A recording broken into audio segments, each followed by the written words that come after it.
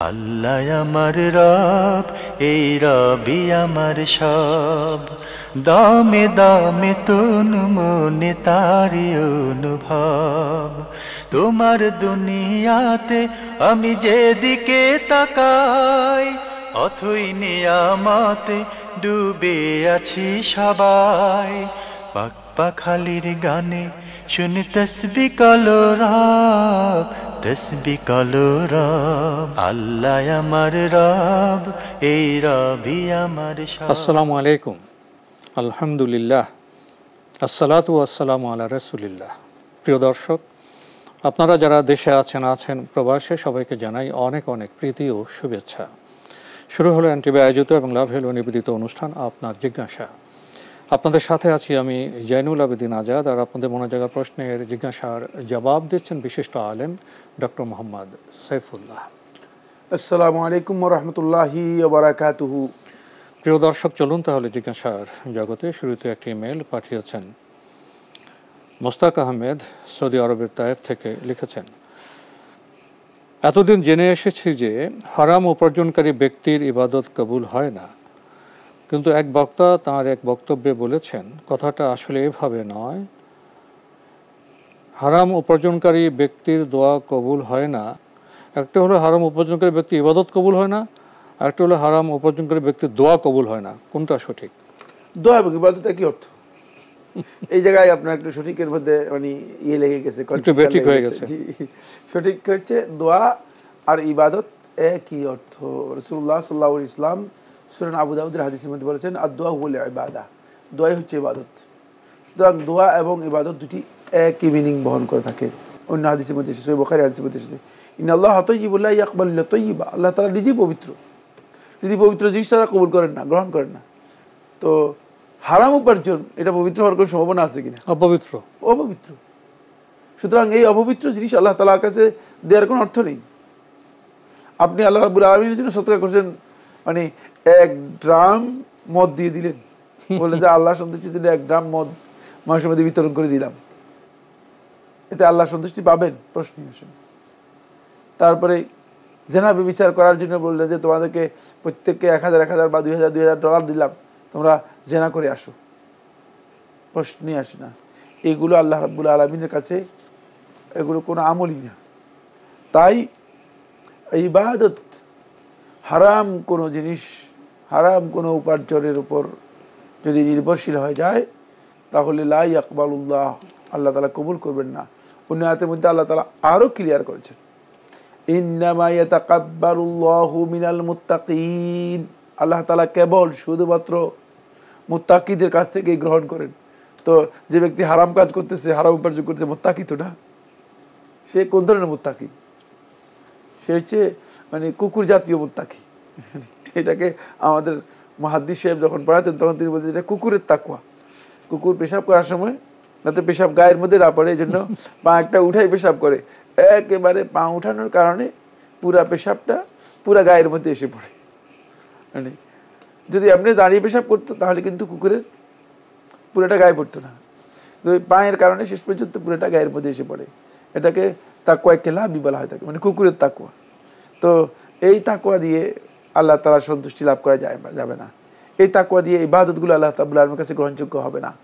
ইন্নামা ইয়াতাকাব্বালুল্লাহু মিনাল মুত্তাকিন, আল্লাহ তাআলা কেবলমাত্র মুত্তাকিদের কাছ থেকে গ্রহণ করে থাকেন। সুতরাং হারাম উপার্জনকারী, হারামের উপর যে ব্যক্তি প্রতিষ্ঠিত, হারাম খোর যিনি, হারাম খাচ্ছেন নিয়মিত, হারামের মাধ্যমে যিনি নিজের সব কিছু করতেছেন, তাঁর ইবাদত কবুল হবে এ কথা বিশ্বাস করার কোনো সুযোগ নেই। খুবই গুরুত্বপূর্ণ বিষয়ে আমরা অবগত হলাম। প্রিয় দর্শক, আমাদের হাতে আরও একটি ইমেল পাঠিয়েছেন ফাহিম রাফসান। লিখেছেন, প্রশ্নগুচ্ছ। আসলেই তো প্রশ্নগুচ্ছই তো, অনেক প্রশ্ন করেছেন এক ইমেলে। লিখেছেন, কেউ যদি কোরবানি দেওয়ার পরপরই জানতে পারে যে পশুটি যে ব্যক্তির কাছ থেকে কেনা হয়েছে সে চুরি করে বিক্রি করেছে, তাহলে কি পুনরায় কোরবানি দিতে হবে? কারণ যতদূর জানতে পারলাম চুরি করা জিনিসের মালিকানা হাত বদলের মাধ্যমে সাব্যস্ত হয় না। ধন্যবাদ এই ভাইকে। প্রথম কথা হচ্ছে, কেউ যদি কোরবানি করার পর তিনি জানতে পারেন যে যে পশু কোরবানি করা হয়েছে সেই পশু মানে চুরি করে আনা হয়েছে। চুরি করে কে এনেছে? যিনি বিক্রি করছেন তিনি, আপনি না। আপনি তো কিনে এনেছেন। হাত বদল করার যদি বেচা কেনার মাধ্যমে অথবা লেনদেনের মাধ্যমে, এমনকি দানের মাধ্যমে হাত বদল হয়, এটা তাবাদ্দুলুল আইন, বস্তুর পরিবর্তন হয়ে যায়, বস্তুরই পরিবর্তন হয়ে গেছে। তাবাদ্দুলু আল ইয়াদি তাবাদ্দুলুল আইন। ফিকহের অন্যতম গুরুত্বপূর্ণ মূল কায়দা হচ্ছে, মূলনীতি হচ্ছে যে যদি হাতের পরিবর্তন হয়ে যায় সেটা মালিকানা হস্তান্তর করার মাধ্যমে অথবা বিক্রির মাধ্যমে অথবা দান অথবা মানে অনুদানের মাধ্যমে, তাহলে যে ব্যক্তির কাছে ওই জিনিস এসে যাবে, তার মালিকানা এসে যাবে, যদি সেটা মানে পদ্ধতি বৈধ হয়ে থাকে, এই ব্যক্তির বৈধ মালিকানা সাব্যস্ত হয়েছে। অবৈধ মালিকানা হচ্ছে যে চুরি করেছে, যিনি চুরি করেছেন তার। সুতরাং এক্ষেত্রে আপনার কোরবানি হয়ে গিয়েছে, এটা একটা পয়েন্ট। দ্বিতীয় নম্বর পয়েন্ট হচ্ছে কোরবানির পশু জবে করার পর কোরবানি হিসেবে ইবাদত শেষ হয়ে যাওয়ার পরে এখানে এ কথা বলার সুযোগ নেই যে এটা চুরি করা।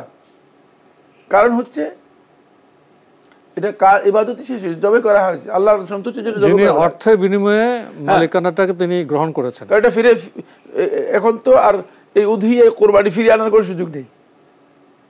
সুতরাং কোনো ইবাদতের পরে এই ধরনের কোনো ওয়াসওয়াসা কারোর মধ্যে আসা, এটাও জায়েজ নেই। এই জন্য কোনো সংশয়ের মধ্যে তিনি পড়ে যাবেন, এটাও জায়েজ নেই। ইবাদত শেষ হয়ে যাওয়ার পরে আর ইবাদতের মধ্যে রিটার্ন নেই। সুতরাং ইবাদত শেষ হওয়ার পরে এই ধরনের কোনো সংশয় ইবাদতের মধ্যে আসলে সেটা ধর্তব্য নয়, সেটা গ্রহণযোগ্য নয়। আশ-শাক্কু বাদা আদাই ইবাদাতে লা ইতিবারা লাহু, এটা হলো ফিকহের কায়দা, মূলনীতি। সেটা হচ্ছে যদি ইবাদত কমপ্লিট হয়ে যায়, শেষ হয়ে যায়, তাহলে সেখানে কোনো সংশয় আর সন্দেহ এসে আঘাত হানার কোনো ধরনের মানে অনুমোদন নেই, সেটাকে ধর্তব্যই নয়, সেদিকে ভ্রুক্ষেপই করা যাবে না। এটা ভ্রুক্ষেপ করার বিষয় নয়। যেহেতু কোরবানি হয়ে গেছে আল্লাহর জন্য, শেষ, কোরবানি হয়ে গেছে। এখন যদি একজন ব্যক্তি এসে বলে যে ভাই এটা যে কোরবানি করেছেন এটা তো মানে অমুকের চোরাই মাল, সে কোনো মানে কোনো অর্থই নেই, অর্থহীন বক্তব্য দিয়েছে। কারণ হচ্ছে আপনি এর সাথে জড়িতই নন, আপনি জানেনই না, এটা আপনার কেনা আল্লাহর সন্তুষ্টির জন্য কিনেছেন, কোরবানির পশু হিসেবে কিনেছেন। সুতরাং এই ক্ষেত্রে দ্বিতীয়বার আবার কোরবানি করার বিধান আসার কোনো সুযোগ নাই। কোনো ব্যক্তির জন্য বৈধ নয় যে তিনি আবার আরেকটা কোরবানি করবেন। যদি তার কাছে টাকা থাকে ভিন্ন কথা, সেটা আলাদা কোরবানি, হ্যাঁ সেটা আলাদা কোরবানি হবে। কিন্তু এই কোরবানির এগেনিস্টে, এই কোরবানির পরিবর্তে আপনি আবার আলাদা আরেকটি কোরবানি করবেন, আলাদা আরেকটি কোরবানি দিবেন, এটা আপনার জন্য বৈধ নয়। এটা আপনার জন্য বৈধ নয়, কারণ কোরবানি হয়ে গিয়েছে। জি, এই প্রশ্নের আমরা সঙ্গত জবাব পেলাম। লক্ষ্য করা যায় আমাদের ইবাদতের বিভিন্ন ক্ষেত্রে সন্দেহ সংশয় সৃষ্টির একটি প্রবণতা, একটি আবহ আছে। শুধু কোরবানির ক্ষেত্রে না, কোরবানি, নামাজ, হজ, জাকাত, সন্দেহ সংশয় একটা তো শয়তানের ওয়াসওয়াসা আছে। আবার সামাজিকভাবে মানুষের ক্ষেত্রে দেখা যায় বিভিন্ন ইবাদতের ক্ষেত্রে সন্দেহ সংশয়ের একটা প্রবণতা, একটা প্রচারণা। এই বিষয়টাকে আপনি কীভাবে মূল্যায়ন করবেন? ওইটাই ইবাদতের ক্ষেত্রে, ইবাদত শেষ হয়ে যাওয়ার পরে যদি কোনো কারণে সংশয় তৈরি হয়, যেমন আপনি মাগরিবের সালাত 3 রাকাত পরে বাসায় চলে গেছেন, বাসায় যাওয়ার পরে শয়তান বলতেছে তুমি তো সিজদা একটা কম দিয়েছো, এটা ইবাদতই করা যাবে না, এটা লা ইবরাত লাহু, এর কোনো ধরনের মানে গ্রহণযোগ্যতা নেই, কোনো ধরনের দিকে তাকানোর কোনো সুযোগ নেই, এটা কোনো ধরনের মূল্যায়ন নেই। যেমন আপনি সালাত শেষ করে ফেলেছেন, এই দৃঢ় বিশ্বাস বা প্রত্যয়ের উপর যে আপনার উযু ছিল, এরপরে আপনি বাসায় গিয়েছেন বা অফিসে গিয়েছেন, কোথাও গিয়েছেন, শয়তান এসে আপনার বলতেছে এই তুমি উযু করছো, যে তুমি সালাত আদায় করছো, তুমি তো উযু ছিল না। আপনার কাছে নিশ্চিত যে না, আপনি যখন সালাত আদায় করতেছেন তখন আপনি নিশ্চিত উযুর উপর ছিলেন এবং আপনি সালামও ফিরিয়েছেন, হ্যাঁ উযুর উপর ছিলেন, মানে আপনি নিশ্চিত উযুর উপর ছিলেন, এটা ধর্তব্য নয়। কারণ এই ধরনের যদি হয় থাকে তাহলে ওয়াসওয়াসা অগ্রাধিকার পেয়ে যাবে, আল্লাহর বান্দা ইবাদত করতে পারবে না, ইবাদত তার উপর কঠিন হয়ে যাবে। ইবাদতটা মানে সালাত এক ওয়াক্ত সালাত আদায় করতে পারবে, শয়তান মানে ইবাদত কেমন কঠিন করে ফেলবে, মানুষ যেন ব্যর্থ হয়ে যায়, জীবন যাপনটাই কঠিন হয়ে যাবে। তখন সেই ব্যক্তি পুরো লাইফটাই আপনার সারাক্ষণ উজুর মধ্যে থাকতে হবে অথবা সারাক্ষণ অন্য চিন্তা করতে হবে। আমরা এরকম বহু লোককে দেখেছি যে একদম উজু করতে আবার আসতেছে, আবার আসতে উজু করতে তার ওয়াক্ত শেষের মতো অবস্থা। জি, এরকম এরকম অনেক লোককে আমি নিজে দেখেছি যারা উজু করতে অন্তপক্ষে 1 ঘন্টা বা 2 ঘন্টা সময় লাগে। এর কারণ হচ্ছে ওয়াসওয়াসা রোগে আক্রান্ত হলে মানুষ এই ধরনের বড় প্রবলেমের মধ্যে পড়ে যায়। ভাই ফাহিম রাফসান, আপনি আরো লিখেছেন, জীবন নিয়ে আমরা অনেক ক্ষেত্রেই ভবিষ্যতের জন্য পরিকল্পনা করি, কখনো দীর্ঘ আবার কখনো ক্ষুদ্র। কোরআন ও সুন্নাহ এই বিষয়টিকে কিভাবে দেখে? ভবিষ্যৎ পরিকল্পনা 2 ধরনের। একটা হচ্ছে মানে আপনি আল্লাহ রাব্বুল আলামিনের উপর আস্থা না রেখেই আপনি আপনার ভবিষ্যৎ নিয়ে অস্থির হয়ে ভবিষ্যতের জন্য বিভিন্ন প্ল্যান করছেন, যে প্ল্যান না করলে তাহলে আপনি হয়তো মানে কিছুই করতে পারবেন না, আপনার কেরিয়ার সেইভাবে তৈরি হবে না।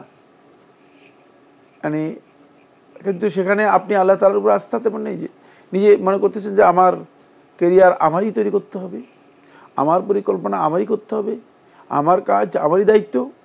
মানে এই চিন্তা যদি মাথার মধ্যে থাকে তাহলে এই ধরনের ইসলামী শরীয়তকে উদ্বুদ্ধ করে না, বরং এটা ইসলামে একেবারেই অনাকাঙ্ক্ষিত বিষয় এবং অবিবেচিত বিষয়। কারণ হচ্ছে আল্লাহ সুবহানাহু ওয়া তাআলা কোরআনের মধ্যে স্পষ্ট করে দিয়েছেন, নাহনু কাসামনা বাইনাহুম মাঈশাতাহুম, আমরা তাদের মাঝে তাদের জীবনযাপনটাকে বন্টন করে দিয়েছি। এটা বন্টিত একটি বিষয়। সুতরাং বন্টিত একটা বিষয় নিয়ে এত অস্থির হওয়ার কিছু নেই। সেই বন্টিত জায়গায় আপনাকে এই অস্থির হওয়ার কোনো কারণ নেই। এটা পরিকল্পনার যদি এই চিন্তাধারা থাকে তাহলে গলদ চিন্তাধারা। দুনিয়ার অনেক মানুষই অনেক পরিকল্পনা করে, ঘুমিয়ে ঘুমিয়ে অনেকে স্বপ্ন দেখে, জেগে জেগেও অনেকে দেখি যে স্বপ্ন দেখতে। ভাবসাবটা এমন যে মনে হয় যেন একেবারেই মানে বিশাল কিছু হয়ে যাবেন, কিন্তু শেষ পর্যন্ত দেখা যায় যে কেউ স্কুলে গণ্ডিও বার হতে পারে নাই, কেউ কলেজে গণ্ডি বার হতে পারে নাই, কেউ কিচ্ছু করতে পারে নাই। কারণ হচ্ছে ওই যে তার খেয়াল হচ্ছে আল্লাহ রাব্বুল আলামিনের উপর আস্থা নেই, আল্লাহ তাআলার বিধানের ব্যাপারে আস্থা নেই। মানে এই জায়গায় সংকটের জায়গাটা রয়ে গিয়েছে, সন্তুষ্টির জায়গাটা মানে নষ্ট হয়ে গিয়েছে। আমার ভাগ্য আমি করব, হ্যাঁ আমি করবো, আমি অনেক কিছু করে ফেলতে পারবো। মানে সেকেন্ড যেটা সেটা হলো এই যে না, আল্লাহর উপর পরিপূর্ণ আস্থা। কিন্তু যেহেতু আল্লাহ তাআলা বলছেন যে চেষ্টা করতে হবে, পদ্ধতি আমার চেষ্টার পথটাকে আমি যদি সুগম করতে চাই তাহলে আমার প্রত্যেকটি কাজই মূলত বিল ইন্তেজাম, সিস্টেম অনুযায়ী হবে, নিয়ম অনুযায়ী হবে। আব্দে কাইসের একদল লোক আল্লাহ রাসূল সাল্লাল্লাহু আলাইহি ওয়াসাল্লামের কাছে প্রতিনিধি হিসেবে আসলেন। এসে রাসূলুল্লাহ সাল্লাল্লাহু আলাইহি ওয়াসাল্লাম মসজিদের সামনে ঘোড়া থেকে নামলেন। নামার পরে বললেন যে, তখন হে মুহাম্মদ, তারা তো ইসলাম গ্রহণ করে নাই। রাসূলুল্লাহ সাল্লাল্লাহু আলাইহি ওয়াসাল্লাম বলছে, মুহাম্মদ, এখন আমরা তো তোমার কাছে আসছি গেস্ট ডেপুটেশন হিসেবে, তো তোমার কাছে আসছি যেহেতু, মানে এখন ঘোড়াগুলো কি বাঁধবো নাকি না বেঁধেই চলে আসবো তোমার সাথে কথা বলার জন্য? কারণ না বাঁধলে তো তুমি যদি আল্লাহ নবী হয় থাকো তোমার দায়িত্ব, এগুলো আপনি থেকে যাবে। আল্লাহর উপর তাওয়াক্কুল করে রেখে দিয়ে চলে আসি। রাসূলুল্লাহ বলেছে না, আকিল্লাহা আউয়ালান সুম্মা তাওয়াক্কাল আল্লাহ, প্রথমে বাঁধো তারপরে আল্লাহর উপর তাওয়াক্কুল করো, প্রথমে নিজের কাজটা করো তারপরে তাওয়াক্কুল করো। এখান থেকে এই নস থেকে বোঝা যাচ্ছে যে যদি বান্দা তার সাইকে, তার চেষ্টাকে সুসংহত করতে চায়, সুসংযত করতে চায় এবং সেটাকে সুন্দরভাবে আদায় করতে চায়, তাহলে তার জন্য জায়েজ, সে ইচ্ছা করলে পরিকল্পনা করতে পারে। যেমন এই জন্য আরও উদাহরণ রয়েছে। যেমন আপনি যদি মনে করেন যে আমি 5 ওয়াক্ত সালাত জামাতে আদায় করব এবং রাত্রের শেষ তৃতীয়াংশে জেগে প্রতিদিন 4 রাকাত তাহাজ্জুদের সালাত আদায় করব, এবং সেই পরিকল্পনা করে আপনি যদি নিয়মিত সেই পরিকল্পনা অনুযায়ী প্রচেষ্টা করেন তাহলে দেখবেন যে আপনি পারবেন। কিন্তু অবশ্যই আপনার আস্থাটা আল্লাহর উপর থাকতে হবে পরিপূর্ণভাবে, যে আল্লাহ রাব্বুল আলামিন আমি যে পরিকল্পনা করছি সেই পরিকল্পনা যদি আল্লাহ সাহায্য করে তাহলে বাস্তবায়িত হবে। কিন্তু যদি মনে করেন যে না সবটা আমি করে ফেলবো, আসলে কিছু করতে পারবেন না। কারণ হচ্ছে আল্লাহ সুবহানাহু ওয়া তাআলা দেখেন বান্দার অবস্থান, বান্দা আল্লাহর প্রতি কতটুকু মানে নিজেকে রুজু করতে পেরেছে। যদি আল্লাহর দিকে বান্দা সত্যিকার রুজু করতে পারে, নিজেকে রুজু হতে পারে, তাহলে সে বান্দাকে আল্লাহ সুবহানাহু ওয়া তাআলা মেহেরবানি করে আরও আল্লাহ রাব্বুল আলামিন সামনের দিকে তাকে সাহায্য করেন। কিন্তু যদি আল্লাহর দিকে রুজু না হয় তাহলে আল্লাহ রাব্বুল আলামিন তার সাহায্য করেন না। জি, আমরা খুবই গুরুত্বপূর্ণ বিষয়ে অবগত হলাম। প্রিয় দর্শক আরও লিখেছেন, নাজায়েজ ও হারাম কি একই বিষয়? অনেকে বলেন এ দুয়ের মধ্যে দলিল ভিত্তিক ভিন্নতা রয়েছে, যদিও হুকুমের দিক দিয়ে একই। বিষয়টির সত্যতা সহ একটু বুঝিয়ে বললে উপকৃত হব। নাজায়েজ বলতে বোঝায় যেটা মানে জাওয়াজের অনুমোদন যার আসেনি, সেটা অনেকগুলো জিনিসকে অন্তর্ভুক্ত করে। একটা হচ্ছে হারামকে অন্তর্ভুক্ত করে, আর একটা হচ্ছে মাকরুহ আছে, মাকরুহকে অন্তর্ভুক্ত করে, আর একটা হচ্ছে যেটা শরীয়ত কোনো না কোনো কারণে, কোনো বৈশিষ্ট্যগত কারণে নিষেধ করেছে, আসলে সেটা হারাম নিষিদ্ধ নয়, সেটাকে অন্তর্ভুক্ত করে। আবার কখনো কখনো মানে এমন বিষয় যে বিষয়ে মানে অতিরিক্তের কারণে এটাকে শরীয়ত মানে অপছন্দ করেছে, সেটাকে অন্তর্ভুক্ত করে। অনেকগুলো বিষয়, এর সাথে অনেকগুলো বিষয় যুক্ত। আর হারাম এর জন্য দলিল থাকতে হবে, হারামের জন্য সুস্পষ্ট দলিল থাকতে হবে, যেহেতু আল হারাম বায়্যিনুন ওয়াল হারাম বায়্যিনুন ওয়া বাইনাহুমা উমুরুন মুশতাবাহাত। হালাল স্পষ্ট, হারাম স্পষ্ট, সুতরাং হারাম অবশ্যই সুস্পষ্ট দলিলের মাধ্যমে থাকতে হবে। এই কারণে ফকিগণ দুটি টার্মিনোলজি ব্যবহার করেছেন। একটা হচ্ছে লা ইয়াজুজ, জাওয়াজের আদমুল জাওয়াজ, মানে জায়েজ নয় এটা বোঝানোর জন্য। এটা কখনো কোনো হারাম, অথবা কখনো কোনো মাকরুহ, কখনো কোনো আরও মানে ছোট নিষেধাজ্ঞা যেগুলো আছে সেগুলোকে বোঝায়। আর হারাম যেটার জন্য সুস্পষ্ট নিষেধাজ্ঞা রয়েছে কোরআন এবং হাদিসের মধ্যে। যেমন আমি উদাহরণ দেওয়ার জন্য, সহজ করার জন্য আমি বলি, যেমন সুস্পষ্টভাবে কোরআনে কারীমে আল্লাহ সুবহানাহু ওয়া তাআলা মদকে হারাম ঘোষণা করেছেন। তাহলে মদ হারাম এই ব্যাপারে কোনো সন্দেহ নেই, এটা যে হারাম নস রয়েছে। এখন কোনো পানীয় যদি এমন হয় যে পানীয়ের মধ্যে মূলত মাদকতা বলতে কিছুই নেই, কিন্তু এই পানীয় যদি পান করে মানুষের ক্ষতির কারণ হতে পারে, যেমন বর্তমানে অনেক পানীয় বের হয়েছে যেগুলো পান করাটা ক্ষতির কারণ। কোল্ড ড্রিঙ্কসের নামে, কোল্ড ড্রিঙ্কস নাম দেওয়া হচ্ছে, বিভিন্ন ধরনের নাম আছে, বুঝলেন না? কোনো পাওয়ার ড্রিঙ্কস, ওই ড্রিঙ্কস, সে ড্রিঙ্কস, ইত্যাদি ইত্যাদি। আসলে হ্যাঁ, এগুলো নামের মধ্যে পার্থক্য আছে, কিন্তু এগুলো খেলে ক্ষতি আছে, নিশ্চিত হয়ে গেছে। কেউ নিশ্চিত মানে ল্যাব টেস্ট, অন্যান্য টেস্টের মাধ্যমে যে এটা খেলে মানুষের জন্য ক্ষতির কারণ, তাহলে ওই জিনিসগুলো তার জন্য খাওয়া না জায়েজ, কিন্তু হারাম নয়, যেহেতু হারামের দলিল নেই, কিন্তু ক্ষতির কারণে এটাকে নাজায়েজ বলতে হবে। অভিজ্ঞতায় গবেষণা, যেহেতু অভিজ্ঞতার মাধ্যমে এটা খাওয়াটা নাজায়েজ হয়েছে। যেমন আপনি যদি মানে ভাত খান, এটা আপনি খেতে পারেন, এটা অনুমোদিত বিষয়, যেহেতু হারামের কোনো নির্দেশ নেই এখানে।